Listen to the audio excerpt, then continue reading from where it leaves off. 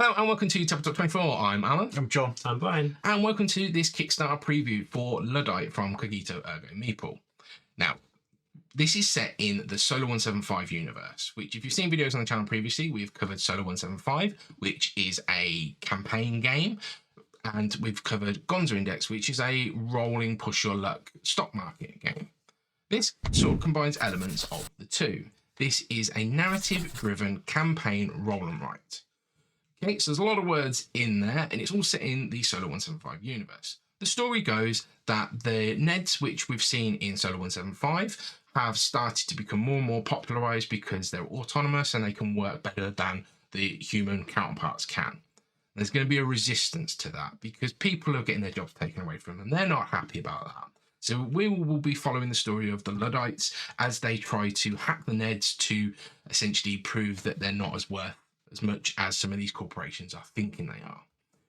We will have a graphic novel, and this is just a sample one, whereby it's got artwork from Adam Beachy. Now, Adam's done all of the artwork for the Solar 175 universe and has also done some graphic novels previously, so it really speaks to some of his talents there, and also combining with the narrative that has been put in place by Joe and Maddie at Cogito. So we've got that there. We'll be playing through the different maps that we get given, trying to hack the Neds to do some damage to them and empower our uprising. So there's three versions that you're going to get in the Kickstarters, or potentially three versions you can choose from. One is a print and play version, and it comes in two flavors: the high ink version, like we've got here on the table, or a low ink version with a white background. Their second version is a digital only version, so that can be played on digital devices, and it's automates some of the things for you, and I can see that'll be quite popular for some people. And the third version is a full production version, which comes with a book of maps, the graphic novels, some nice components like the dice and the markers, and a bunch of other things. So that's the full all singing, all dancing version on Kickstarter. Yeah, and we saw some of the things that Cogito put out in Solar 175, their component quality of that, and I'm hoping for some really chunky dice that matched Gonza Index. They had some chunky dice at UK Expo, so I imagine they'll look something similar to that, but it'd be interesting to see, get me on my hands. And Yeah, just to say what we've got in front of us here is the pack that we picked up at UKGE, so the final components, the dice and the tokens will differ. But just to say, the graphic novel and stuff, it'll, if that speaks to the quality that it's going to be when it comes out, it'll be good. Yeah. So we've got all of this in front of us. We're going to be delving into the maps that we get given and put in front of us to try and hack these Neds. Now, there'll be a lot of different maps as we go through the campaign, but once you've got your map, we'll be off to try and hack and do some damage to the Ned network. Each of our Ned maps is going to have 5 main areas. 4 which are going to be modules that will show us how we're going to navigate and damage the Ned, and 1 which is our resource cache.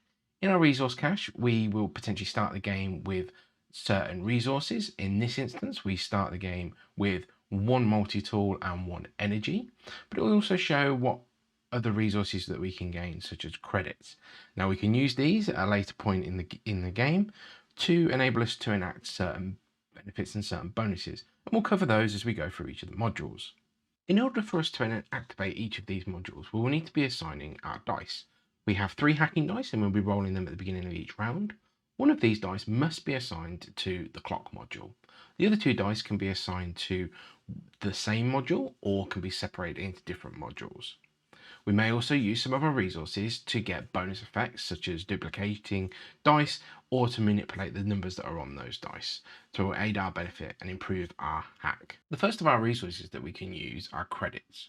We can spend 1 credit to duplicate a die that we've rolled this round.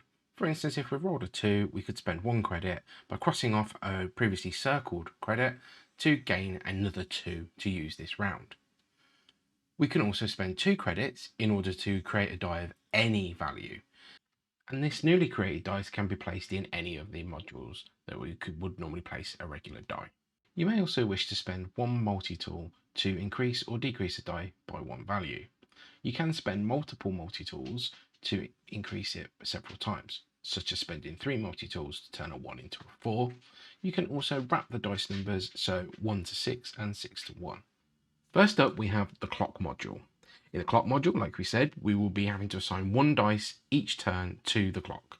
Now that isn't at least 1 dice, but you're probably not going to want to assign more than 1. Once you've assigned the dice, you will cross off the number of squares equal to the number that's on the dice.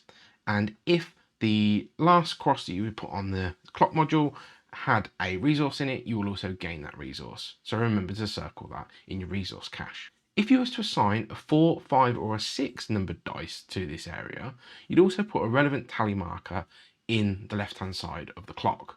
Now this will give us 4, 5 or 6 points of damage depending upon the number we've assigned if we successfully get out and hack the Ned. In order to gain the damage from placing a 4, 5 or 6, you do need to have crossed off that number of boxes. So in the instance, if you only have 3 boxes remaining on the clock and was to assign a 4, you wouldn't get the additional 4 damage. Once you cross off the last box on the clock module, the game will come to a close. And if you have got to the exit of the Ned, which we'll look at the Ned module shortly, then you have successfully hacked the Ned, and it's about how much damage you will have done. You will have totaled that up and find out what your score is. If unfortunately you haven't made it to the exit of the Ned module, then unfortunately you have been unsuccessful in hacking the Ned. Next up we have the hack module.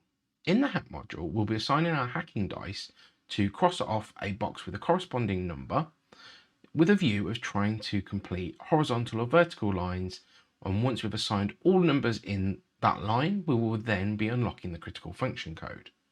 These critical function codes will enable us to either do additional damage, provide a resource, or unlock a critical function node inside the Ned module. And we'll get to the Ned module shortly.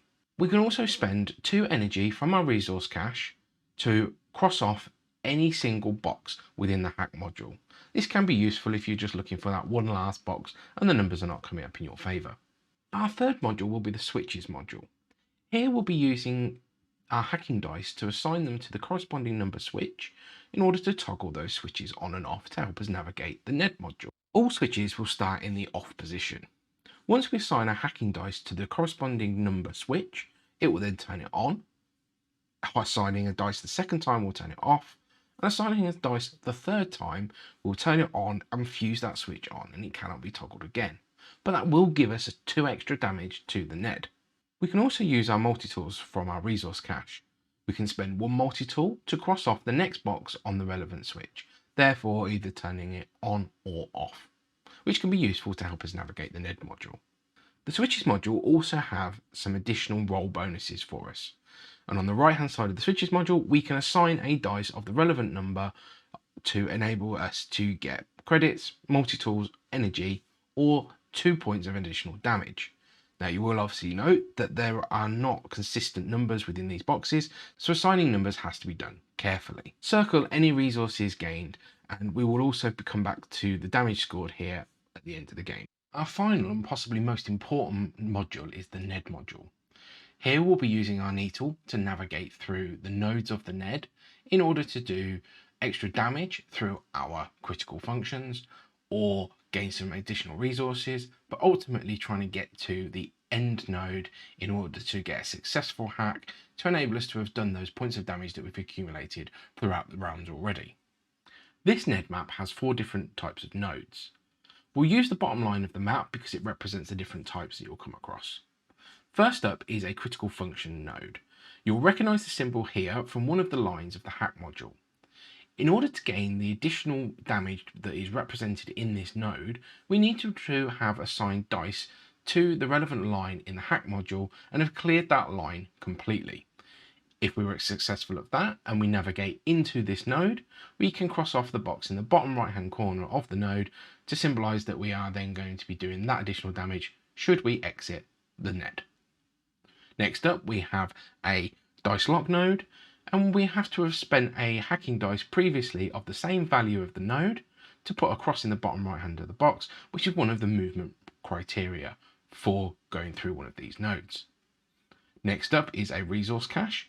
Once we navigate into these, we can cross off the box in the bottom right hand corner to gain the resources that are listed in the cache node itself. Finally, here we have the exit node, which is the same as the enter node. There may be requirements for it, but they are pretty much the same. We need to have got to the exit node in order to have completed a successful hack and be able to record our damage that we will have accumulated through the rest of the hack. Now we know how to activate all of those nodes, we need to know how to navigate to them.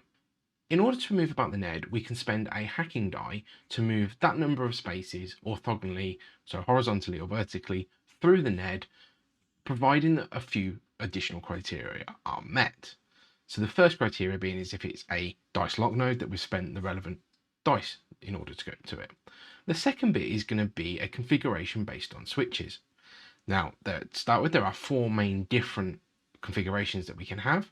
Simply on, so these switches must be on for us to navigate into this mode. Off, these switches must be off. And, so both switches must be on. Or, which means that we can have either or switch on. We could also have both on, should you have met it, but you only need to have had one of them. If the switch is configured correctly, and if it's a dice lock node we've unlocked it previously, we can move into and through that node. If we'd moved obviously into a critical function node, we would also be activating the critical function code if we've unlocked that.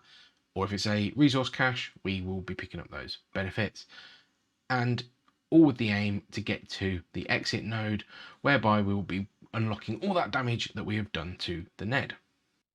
If you have successfully managed to navigate to the end module by the time that the clock has run out, you will be eligible to score all of the damage that you will have done to the Ned throughout the hack.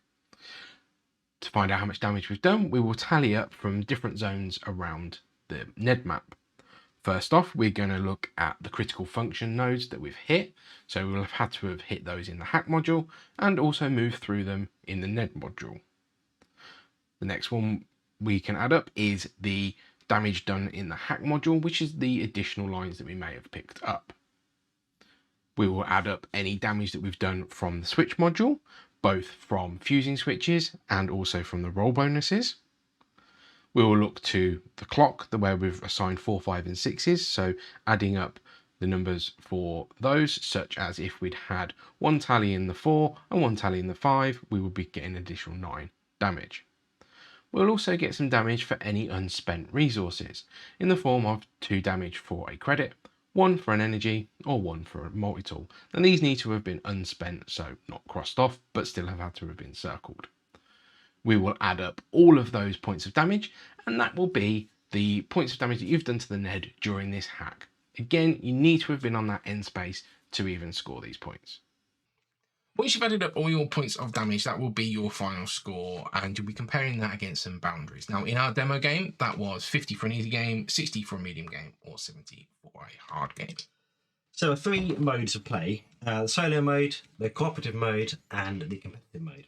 In solo mode, you'll be essentially scoring as you would normally would, and then comparing your final score to those boundaries that Alan just mentioned. In the cooperative mode, you're doing the same thing, but what you're doing is you're averaging all your scores together and then comparing the average score to those boundaries and then seeing if you've managed to defeat the Neds. In the competitive mode, you're all playing individually and you'll basically compare your scores at the end of the game against each other, and the one with the highest score is considered the winner. And the interesting feature for this game is because there's identical maps, you can have as many number of players as you like. So you can have an unlimited number of players as they advertise. Yeah, all being Luddites within the Revolution that are all trying to compete to have the prestige of the best hacker and doing the most damage to the Ned network.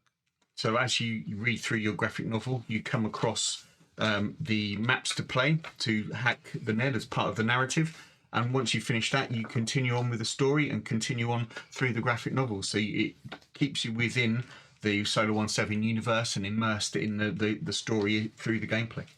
Yeah, and obviously we know that that universe is quite deep. The fact that they put out a whole magazine for the original Solar 175 game, which is, yeah, we know that universe is going to be incredibly deep. So we're looking forward to seeing that when that comes through. But check out the Kickstarter campaign in the links below. Check out our other videos from our channel. Give us a like and subscribe, and we'll catch you next time. Take care. Bye.